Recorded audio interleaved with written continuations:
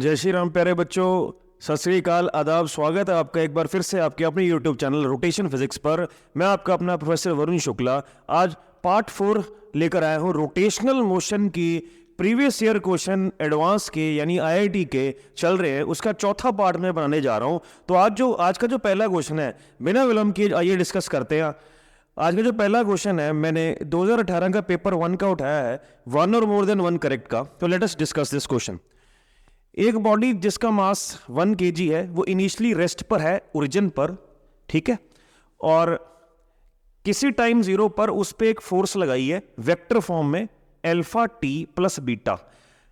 Alpha की value भी 1 है, बीटा की वैल्यू भी 1 है, और टी यानी टाइम डिपेंडेंट फोर्स है, कांस्टेंट फोर्स नहीं है। तो टॉर्क जो बॉडी पे लग रहा है ओरिजिन के अबाउट 1 सेकेंड बाद, वो टाउ वेक्टर है। देन क्या उस टॉर्क का मैग्नीट्यूड 1/3 न्यूटन मीटर है? क्या वो टॉर्क की डायरेक्शन प्लस के कैप है? वेलोसिटी 1 सेकेंड के बाद क्या वेक्टर फॉर्म में इतनी है? डिस्प्लेसमेंट का मॉड 1 सेकेंड के बाद क्या इतना है? Let us discuss. तो क्वेश्चन के हिसाब से हम एक्स वाई एक्सेस बनाते, ये ओरिजिन मान लिया, किसी टाइम 0 पर यहाँ पे फोर्स लगाई, और यहाँ लिख लेता हूँ वैल्यूज। बॉडी का मास 1 kg है, अल्फा 1 है, बीटा 1 है, ठीक है। बॉडी रेस्ट पर थी initially, force alpha T I cap, यानी एक्स कंपोनेंट भी है, वाई कंपोनेंट भी है। तो चलिए वेक्टर फॉर्म में हम सॉल्व करते हैं इसको। टाइम डिपेंडेंट फोर्स यानी वेरिएबल फोर्स से हम वेलोसिटी निकालने की कोशिश करते हैं, उससे डिस्प्लेसमेंट का वेक्टर निकालने की कोशिश करते हैं। एक बार डिस्प्लेसमेंट का वेक्टर आ जाएगा यानी आर वेक्टर आ जाएगा, आर क्रॉस एफ से टॉर्क आ जाएगा। चलिए, तो टाइम डिपेंडेंट है तो हम क्या करेंगे, सबसे पहले m इंटू ए, एक्सेलरेशन क्या हो जाएगी, dv vector by dt vector, alpha T I cap plus beta J cap. तो ये बन गया m dv vector alpha T I cap plus beta J cap dt। दोनों तरफ डेरिवेटिव बन गया, इंटीग्रेट करना पड़ेगा। तो ये बन गया एम वी वेक्टर, dv की इंटीग्रेशन v ट्रैक कर रहा हूं, alpha T dt, alpha constant, T dt की इंटीग्रेशन टी स्क्वायर बाई 2, तो अल्फा टी स्क्वायर बाई 2 आ गया, ठीक है जी, प्लस बीटा कांस्टेंट बाहर, डी टी की इंटीग्रेशन टी, तो ये बन गया beta T. So this is I cap, this is J cap. So velocity vector becomes 1 over mass is 1, तो velocity alpha is 1, beta is 1, तो velocity vector becomes T square by 2 I cap plus T J cap, ठीक है जी। तो यहां से check कर लीजिए 1 second के बाद वेलोसिटी कितनी आएगी, 1/2 आई cap plus J cap, 1/2 common ले लिया, आई कैप प्लस 2 जे कैप बन जाएगा, सी ऑप्शन तो बन रही है, ठीक है जी। अब यहां से डिस्प्लेसमेंट का वेक्टर यानी आर वेक्टर निकालने की कोशिश करते हैं। तो सिंस वेलोसिटी इज, यहां कर रहा हूं, velocity is D R vector by D T vector, so ये इसके बराबर आ जाएगा T square by 2 I cap plus T J cap, D T उधर ले जाओ, अगेन इंटीग्रेशन, दोनों तरफ डेरिवेटिव बन गया। सो डी आर की integration R vector, D T, T square by 2 की integration T cube by 3 into 2 6 I cap, T D T की integration T square by 2 J cap, ये आर वेक्टर बन गया, ठीक है जी। तो डिस्प्लेसमेंट का मॉड 1 सेकेंड के बाद यहाँ चेक कर लेते हैं। 1 डालिए तो 1/6, तो ऑब्वियसली ये तो उसमें कुछ सब्ट्रैक्ट या ऐड हो रहा होगा, तो ये बन नहीं रही, ठीक है। 1/6 में 1/2 ऐड हो रहा है, तो ये नहीं बना। अब टॉर्क देखते हैं। टॉर्क के लिए जो फोर्स है उसका इसका क्रॉस प्रोडक्ट ले लो। तो टॉर्क के लिए, torque is R cross F, तो let us take the cross product. तो मैं यहां करता हूं, तो इसमें ये आर हो गया, तो लिख दिया यहाँ पे T Q by 6 I cap plus T square by 2 J cap cross of F. F is this, alpha T मतलब आपका 1 है ये, तो ये डाल दीजिए टी आई कैप, बीटा भी 1 है, जे कैप। देखिए I cross I 0, I cross J is K, तो ये बन गया टी क्यू बाय 6 के कैप, इस तरह जे क्रॉस आई इज माइनस के, जे क्रॉस सी जे, तो ये बन गया plus T square by 2 minus के कैप। तो this becomes torque vector cross product लेने के बाद, राइट। तो इसकी जो नेट डायरेक्शन होगी वो बड़े वेक्टर की तरफ होगी, यानी टॉर्क एक तो पॉजिटिव के में, एक माइनस के में, तो दोनों में से बड़ा कौन सा हुआ, टी की वैल्यू 1 है, 1/6 ऑब्वियसली 1/2 से छोटा होगा, तो बड़ा वेक्टर बना माइनस के वाला, तो टॉर्क माइन बड़े वेक्टर की तरफ होगा, एक बाहर को एक अंदर को, बड़ा वेक्टर अंदर की तरफ है तो इसलिए डायरेक्शन माइनस के कैप होगी, तो ये बी नहीं बन रहा। तो मॉड इसका निकाल लेते हैं। तो एक वेक्टर बाहर को आ रहा है, एक अंदर की तरफ आ रहा है, ऑपोजिट वेक्टर सब्ट्रैक्ट होते हैं, बड़े में छोटी वैल्यू माइनस करनी है। Half is a big vector, तो जिसका मॉड निकलेगा, मॉड हाफ में से 1/6 माइनस करेंगे, 6 LCM, 3 minus 1, 2/6 that is 1/3 newton metre is the modulus of torque. So A is also correct. So इसका जो आंसर बना ए और सी। बहुत बढ़िया सवाल था जी, शानदार सवाल था।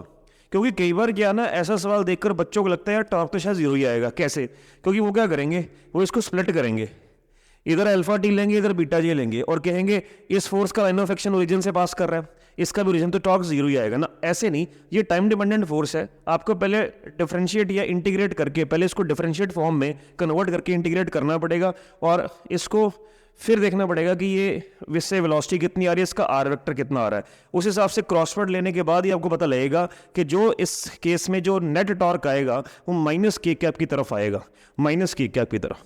ठीक है, तो बहुत ही बढ़िया सवाल बनाया था। आइए अगला सवाल लेते हैं।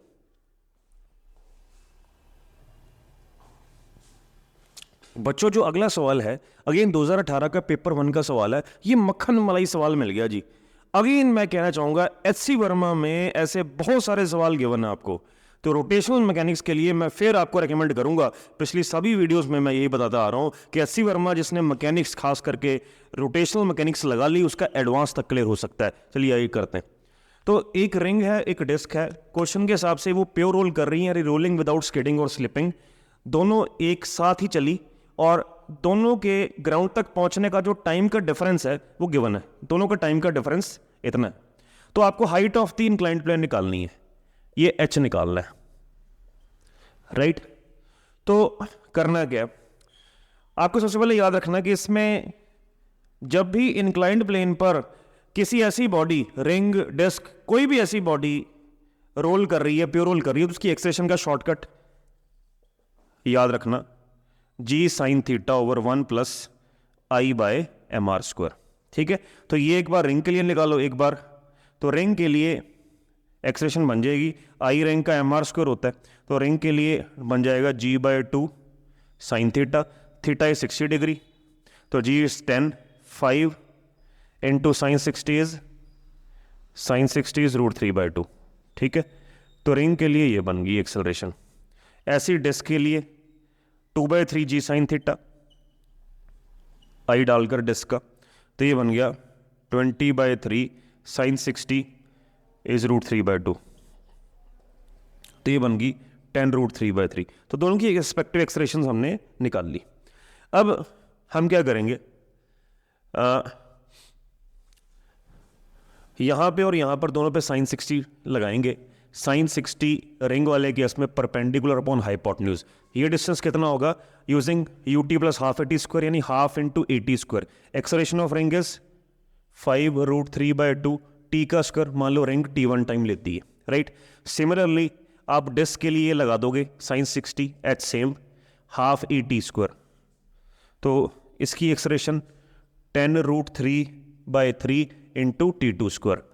तो यहाँ पर साइन 60 सेम ही है, तो इक्वेट करवा दीजिए, h upon ½ × 5 √3/2 t1² is h upon ½ × 10 √3/3 into t2²। h से h कट गया, हाफ से हाफ कट गया, √3 से √3 कट गया, तो ये बन गया t1² / t2², it comes out to be 20/15, तो ये बन गया 4/3, 5 4 या 20, तो ये बन गया t1/t2 इज 2/√3। दोनों की टाइम की रेशो आ गई। टाइम की रेशो आ गई तो हम मान लेते हैं कि जो t1 टाइम है वो 2x मान लो, t2 टाइम है √3x मान लो। तो क्वेश्चन के हिसाब से दोनों का जो टाइम का डिफरेंस है वो ये है। तो इन दोनों में से जो बड़ा टाइम होगा ऑब्वियसली 2 वाला टाइम होगा। तो दोनों का जो टाइम डिफरेंस है गिवन है, यानी 2x - √3x must be equal to this 2 - √3/10। तो x अगर कॉमन लोगे तो आपको पता है 2 - √3 हमारा निकल आएगा, यानी x की वैल्यू 1/10 आ गई। x की वैल्यू 1/10 आ गई तो टी यहाँ डाल दो, T1 की वैल्यू 2/10 आ गई, यानी आपका ये √10 है, सॉरी ये √10, 1/√10, तो ये आपकी आ गई 2/√10 और T2 की वैल्यू आ गई √3 इंटू 1/√10 यानी √3/√10। अब ये वैल्यू किसी भी क्वेश्चन में डाल दो, आप इसकी इक्वेशन या इसकी क्वेश्चन में डाल दो, अब इसमें डालोगे एच निकालना है आपको, T1 आप ये डाल दोगे उठाकर, तो सॉल्व करके you will get h 0.75 metre. So this is the question. ठीक है प्यारे बच्चों, आइए अगला सवाल लेते हैं।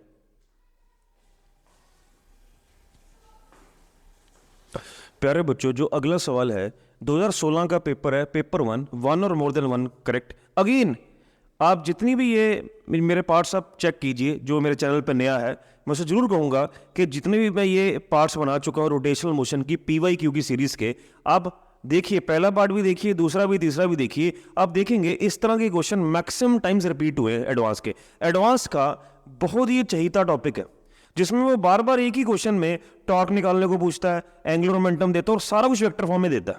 तो चलिए अगेन फिर से क्वेश्चन ऐसे रिपीट हुए हैं, राइट। तकरीबन हर साल ये क्वेश्चन रिपीट होता ही होता है, बड़ा शानदार सवाल इंपॉर्टेंट है। तो आपके पोजीशन वेक्टर गिवन है time dependent alpha T³ I cap plus beta T² J cap, alpha beta mass की वैल्यू गिवन है आपको 1 सेकंड के बाद, विच इज करेक्ट। ठीक है, क्या 1 सेकंड के बाद वेलोसिटी इतनी होती है कि 1 सेकंड के बाद एंगुलर मोमेंटम ओरिजिन की विद रिस्पेक्ट टू इतना है, फोर्स इतना है और टॉर्क अबाउट ओरिजिन इतना है। तो चलिए, तो position vector again vector form में, तो पोजीशन वेक्टर आर से वेलोसिटी कैसे बनाते हैं, डेरिवेटिव लेकर, राइट। चलो स्टार्ट करते हैं। तो जो वी वेक्टर आएगा दैट विल बी dr/dt, मैं डायरेक्टली डेरिवेटिव ले रहा हूं, तो आप देखिए ये बन जाएगा 3 alpha T² I cap plus 2 beta T J cap. तो वेलोसिटी आ गई, चेक कर लेते हैं पहले ऑप्शन ही। 1 सेकंड के बाद क्या वेलोसिटी इतनी आ रही है, अल्फा की वैल्यू डाल दो 10/3, सो 3 इंटू 10/3, टी की वैल्यू 1 यानी 1 का स्क्वायर I कैप, बीटा की वैल्यू 5 गिवन है 1 J कैप, 3 से 3 कट गया, it comes out to be 10 I cap plus 10 J cap. 1 second के बाद पार्टिकल की वेलोसिटी इतनी है, फर्स्ट ऑप्शन तो बन गई। एंगुलर मोमेंटम अबाउट ओरिजिन, तो एंगुलर मोमेंटम क्या होता है, R क्रॉस mv, ओरिजिन के अबाउट। तो R वेक्टर कितना है ये, तो डाल दीजिए alpha T³ I cap plus beta T² J cap multiply by mass की value 0.1, V vector vector form ही ले लेते हैं, so it is 3 alpha T² I cap plus 2 beta T J cap. तो चलिए I cross I is 0, I cross J is K, बाकी multiply करा दो, alpha T³ multiply by 0.1 into 2 beta T, ये भी इससे मल्टीप्लाई होगा, ये सारा बन जाएगा K कैप। इस तरह J cross I is minus से, J क्रॉस J इज 0, तो ये माइनस के बनेगा plus beta T² into 0.1 into 3 alpha T² minus K cap. सारी वैल्यूज डालनी है, अल्फा की वैल्यू 10/3 इंटू 1 का क्यूब इंटू 0.1 इंटू 2, बीटा की वैल्यू 5 T1, ये बना ये 5 इंटू 1 का square 0.1 into 3 alpha, alpha is 10/3 into 1 का square minus K cap. Let us solve this, ये इससे उड़ गया, 10 से 10 गया, तो ये बना 2 5 या 10, 10/3 I कैप 10/3 K कैप, ये बना प्लस ये 10 से 10 उड़ गया, 3 से 3 उड़ गया, 5 इंटू माइनस K कैप। तो यानी एंगुलर मोमेंटम का एक कंपोनेंट बाहर की तरफ, एक अंदर की तरफ। बड़ा वेक्टर कौन सा, ऑब्वियसली 5, तो ऑपोजिट वेक्टर सब्ट्रैक्ट होते हैं, बड़े में से छोटा माइनस कर दो, तो जो नेट एंगुलर मोमेंटम आया 5 में से 10/3 माइनस होंगे और आएगा बड़े वेक्टर की तरफ यानी माइनस K कैप की तरफ। तो ये बन गया 3 5 15 minus 10 5, 5/3 minus K cap is the answer, 5/3 minus K cap is the answer. बिल्कुल ठीक, I hope it is clear, right. इस तरह से फोर्स का वेक्टर, टॉर्क का वेक्टर निकालता हूं मैं। जरा एक बार बोर्ड रब करूं,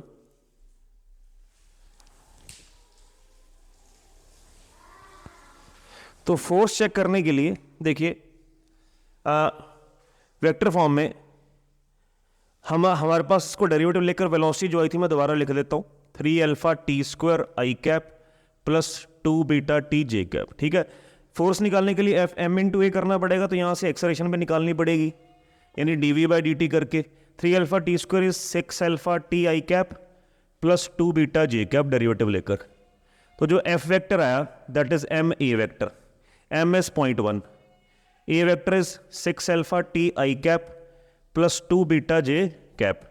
put the values of alpha. Alpha is 10/3, time is 1, I cap, beta is 5, J cap.